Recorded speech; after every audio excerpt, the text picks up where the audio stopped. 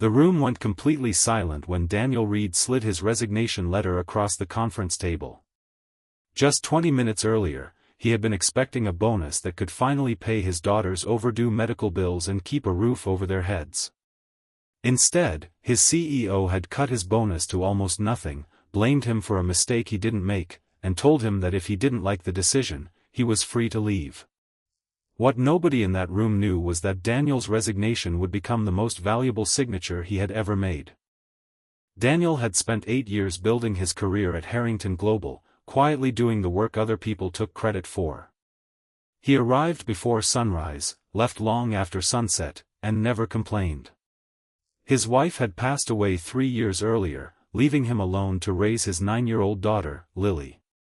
Since then, Daniel had learned how to be both father and mother, packing school lunches before work, helping with homework at night, and pretending everything was fine whenever Lily asked why he looked tired. He had one simple dream: give his daughter a stable life and make sure she never felt the fear of not having enough. That dream seemed closer than ever when Daniel's team landed the company's biggest client in years. Daniel had personally spent months repairing the relationship, traveling across the country, staying awake through endless negotiations, and solving a technical crisis that nearly destroyed the deal. His performance report promised a substantial bonus, and Daniel had already imagined Lily's smile when he told her they could finally replace the broken heater in their apartment and pay the medical expenses that had been piling up. But on the morning of the bonus announcement, Daniel was called into the CEO's office.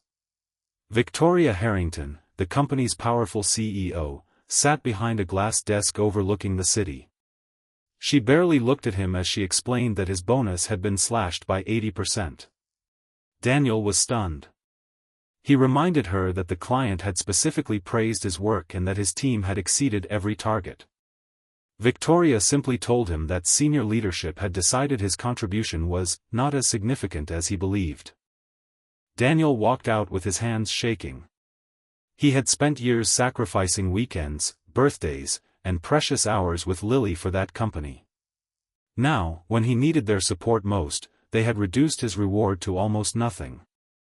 Still, Daniel swallowed his anger. He went home that evening, made Lily her favorite pasta, and smiled when she showed him a drawing she had made at school. She had drawn the two of them standing beneath a bright yellow sun. Underneath it she had written, "My dad is my hero." Daniel went into the bathroom afterward and quietly cried. The next morning, Victoria summoned him again. This time, she accused him of mishandling part of the client account. Daniel knew immediately that someone was setting him up. He had documented every major decision, every email, and every approval. But Victoria had already made up her mind. She told him that if he accepted the reduced bonus and continued working, things might eventually improve. Otherwise, he could resign. Daniel stared at the resignation form on the desk. His heart told him to fight. His daughter's face told him something else. He picked up the pen.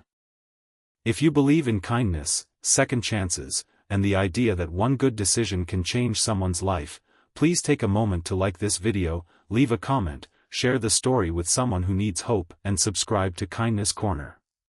Your support helps us bring more emotional stories like this to life. Daniel signed his resignation. Victoria smiled as though she had won. But before Daniel could stand, her assistant rushed into the office with an urgent message. A visitor had arrived downstairs and insisted on seeing Daniel immediately. That visitor was Marcus Hale, the CEO of Hale Industries, and Victoria Harrington's biggest business rival. Marcus had been competing with Harrington Global for years.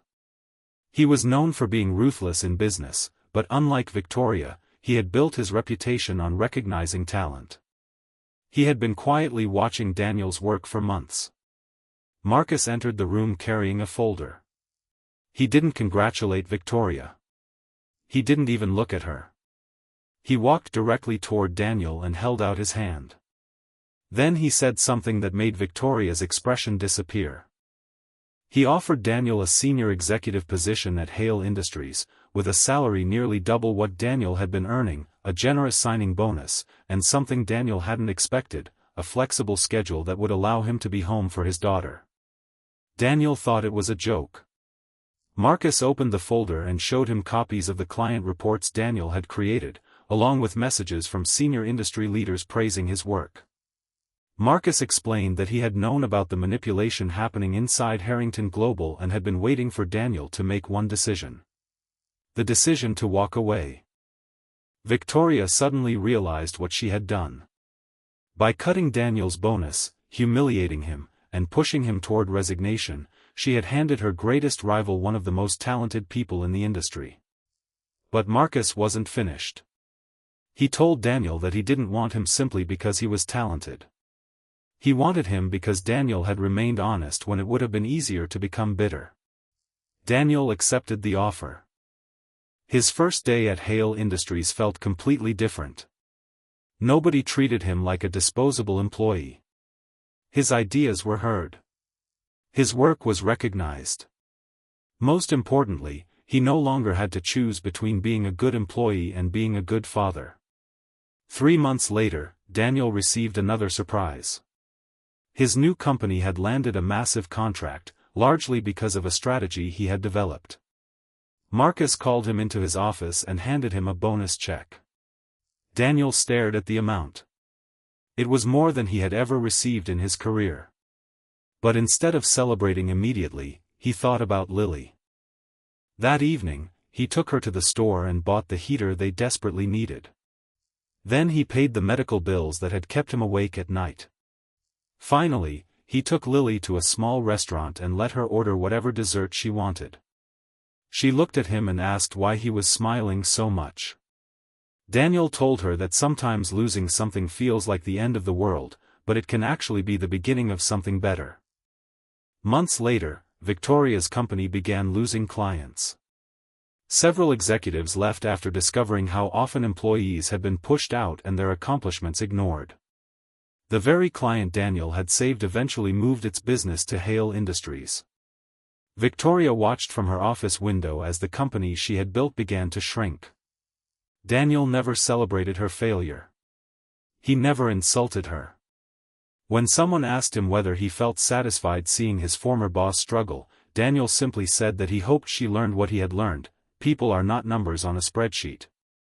Years later, Daniel became one of the youngest executives at Hale Industries. But despite his success, he never forgot where he came from. He started a small employee support program for single parents, helping workers with childcare, emergency expenses, and flexible schedules. And every year, on the anniversary of his resignation, Daniel took Lily back to the same little restaurant where they had celebrated his first real bonus. One evening, Lily, now older, asked him what he had been thinking when he signed that resignation letter. Daniel smiled and looked at her. He told her that he had been terrified. But sometimes courage doesn't mean you're not afraid. Sometimes courage means you're afraid, you have every reason to give up, and you still choose to believe that something better is waiting on the other side. And that one signature changed everything. If this story touched your heart, please like the video, share it with someone who needs encouragement, and subscribe to Kindness Corner for more stories about hope, kindness, courage, and second chances. Your support truly means more than you know. Before we end, I have one special request. Comment, "I believe in second chances," if you believe that losing one door can sometimes lead you to the right one. Because Daniel didn't lose his future when he signed that resignation. He found it. And sometimes, the greatest blessing in life doesn't arrive disguised as success. Sometimes, it arrives disguised as goodbye.